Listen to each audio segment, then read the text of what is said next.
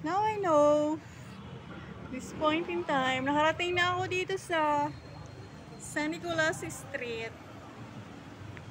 Dito yun sa San Nicolas Asuncion Street, San Nicolas, Manila. Dito ako sa may bandang sa mga tindahan ng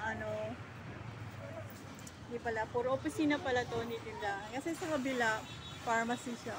Pero wala, ang may papakita ko lang sa inyo, kasi tipong puro kotse nga dito park.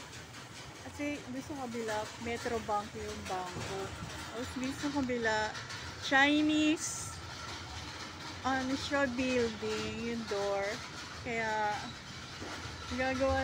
magagawa ko lang pakita lang yung security guard na may barel. Yun, wala nang iba. Tapos ito talaga mga kotse lang nakapark dito. Kasi ganito talaga ang area ko eh. Punong-puno ng opisina sa mga negosyante. Pero, mapapakita ko Dali lang ha. Oh.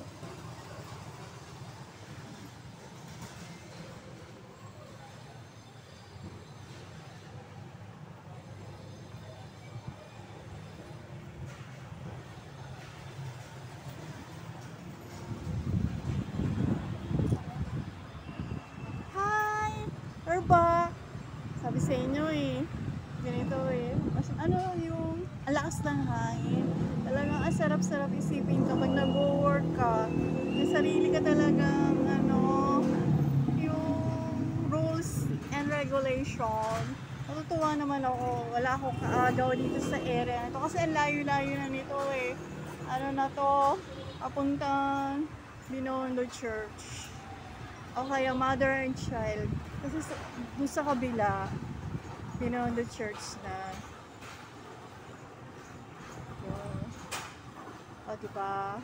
Ang lamig-lamig ng hangin. Yan. So here, ito na yung wallet ko. Ganda no? Kiplings. Ito tong wallet na to, may maswerteng wallet to. Kaya lang nga, papakita ko lang sa inyo kung gaano kaswerte.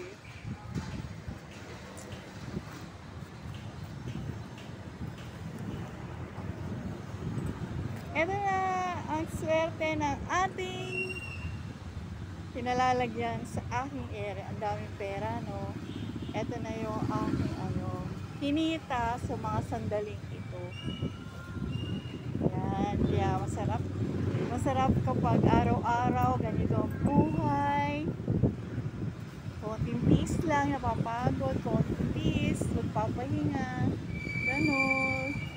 Kaya, kung gano'n kaganda ang weather ngayon dito, natapos-tapos yung ilang bagyong dumaan, eto naman, ganito naman ang swerte ng ating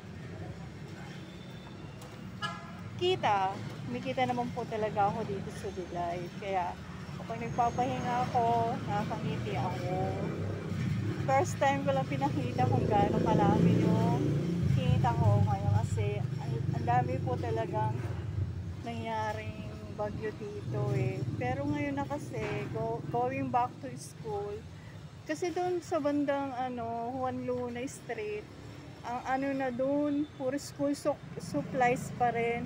Pero dito sa lugar dito, sa may malapit na yung may mga na sila, Christmas decor na. Kasi next month, September, bear month na dito. Kaya may mga Christmas na rin dito.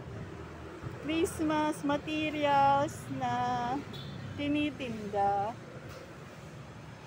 So, watch up guys, watch up people, my friends. Malapit na po ang September.